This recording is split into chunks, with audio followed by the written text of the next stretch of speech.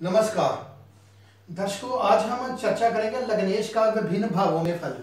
यानी कि ये जो लग्नेश पहला घर होता है इसे लगन कहते हैं और इसका मालिक जो होता है लग्नेश बोलते हैं इसको। अगर वो कुंडली के ये 12 घर होते हैं, 12 घरों में कहीं भी बैठा हो तो वो क्या फल देगा। ये मैंने मिथुन लगन की कुंडली बनाई है। आपकी किसी भी लगन की कुंडली हो सकती है, मेष से लेकर मीन पर्यंत तक कोई भी लगन हो सकता है आपका। और आपका लग्नेश आपने देखना है क्या फल दे रहा है, किस घर में बैठा है। जैसे मैंने ये मिथुन लगन की कुंडली बनाई है और मिथुन लगन ये जो पहला घर है इसमें मिथुन राशि होने के कारण ये बन गया मिथुन लगन। इसके स्वामी होते हैं बुध। बुध अगर यहाँ पहले घर में ही बैठ जाए तो ये राजयोग बन जाएगा। इसे भद्र योग कहते हैं। और ऐसे जातक बहुत इंटेलिजेंट होते हैं, बुद्धिमान होते हैं। कोई लेक्चरर हो सकते हैं, टीचर हो सकते हैं। ऐसे जातक जो बुध है व्यापार का कारक है, ऐसे जातक उच्च कोटि के व्यापारी भी होते हैं। अगर लग्नेश उठकर दूसरे घर में बैठ जाए, ये जो दूसरा घर होता है धन का घर होता है, धनेश कहते हैं इसको, और लग्नेश यहाँ पर बैठा हो तो ये धनी योग महाधनी योग बन जाएगा। तो ऐसे जातक महाधनी होते हैं और अपनी फैमिली से स्नेह करने वाले होते हैं और पैसों को लेकर बहुत ही दूरदर्शी होते हैं ऐसे जातक। अगर लग्नेश उठकर तीसरे घर में बैठ जाए, ये जो तीसरा घर होता है ये पराक्रम का घर होता है और छोटे भाई बहनों का घर होता है। और लग्नेश तीसरे घर में जातक को पराक्रमी मेहनती बनाता है और ऐसे जातक अपने छोटे भाई बहनों से काफ़ी स्नेह करते हैं और उन्हें अपने छोटे भाई बहनों से काफ़ी प्यार मिलता है।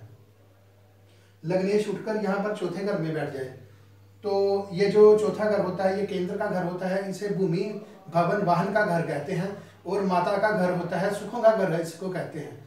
तो सुख स्थान भी इसको कहते हैं।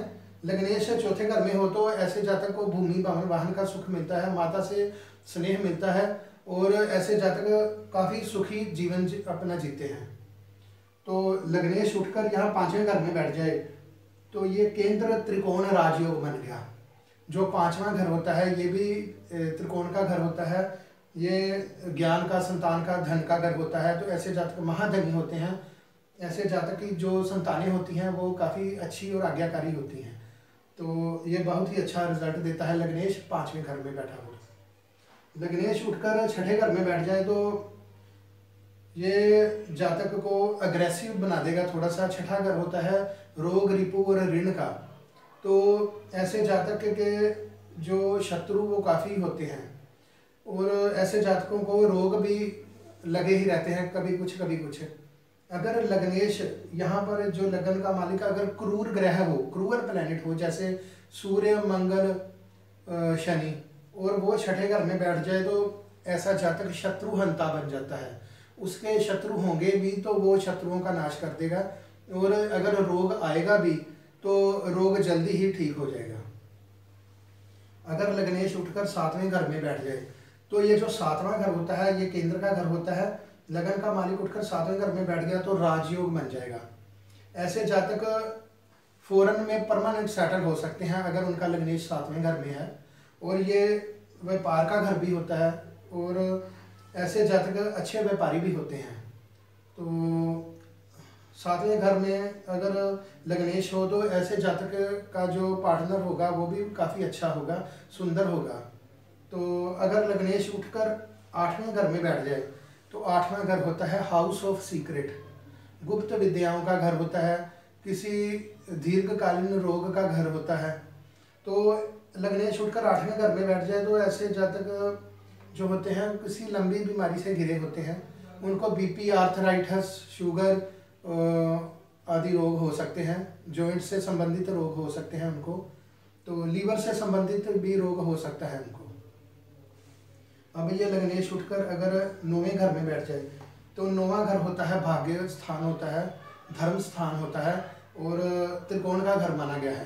तो ऐसे जातक, ये केंद्र त्रिकोण राजयोग बन गया। ऐसे जातक काफ़ी धनी होते हैं और धर्म के प्रति उनकी काफ़ी रुचि होती है और ऐसे जातक जो होते हैं वो धर्मानुसार आचरण करने वाले होते हैं। तो ये भी बहुत अच्छा योग होता है। अगर लग्नेश उठकर 10वें घर में बैठ जाए तो ये जो 10वां घर है ये केंद्र का घर होता है। और अगर लग्नेश 10वें घर में हो तो ऐसे जातक जो होते हैं उनको पॉलिटिक्स में बहुत इंटरेस्ट होता है, वो चाहे तो पॉलिटिशियन बन सकते हैं, राजनेता आदि बन सकते हैं। तो लग्नेश का 10वें घर में भी बहुत अच्छा रिजल्ट होता है। लग्नेश उठकर यहाँ 11वें घर में बैठ जाए, 11वां घर लाभ स्थान होता है, प्रॉफिट हाउस होता है। लग्नेश का 11वें घर में बैठना जातक को महाधनी बना देता है। तो जातक को कोई ना कोई कहीं ना कहीं से लाभ उनको मिलता ही रहता है। तो ये भी बहुत अच्छा होता है लग्नेश का 11वें घर में बैठना। लग्नेश अगर 12वें घर में बैठ जाए तो 12वां घर भी हॉस्पिटल का घर है, रोग का घर है, खर्चे का घर है। तो ऐसे जातक की जो इम्यूनिटी पावर है वो काफ़ी वीक हो जाती है, उनको कोई ना कोई रोग जल्दी ही लग जाता है।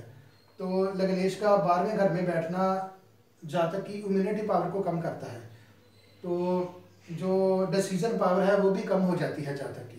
यहाँ पर लग्नेश 12वें घर में बिल्कुल अच्छा रिजल्ट नहीं देता। उनको ऐसे जातकों को फोरहेड या टांगों से रिलेटेड भी कोई प्रॉब्लम रहती ही है।